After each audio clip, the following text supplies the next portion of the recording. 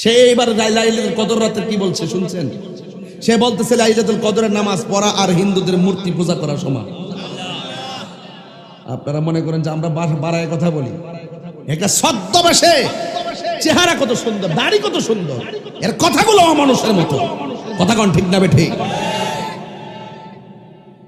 কোরআন শরীফের মধ্যে রুকু আছে, এগুলো নাকি মানুষের বানানো, এগুলো সব তুলে ফেলতে হবে।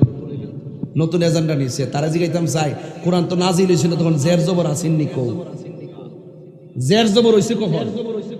তোমার দ্বারা বোঝা যায় এখন জের জবর তুললে ফালাইবা।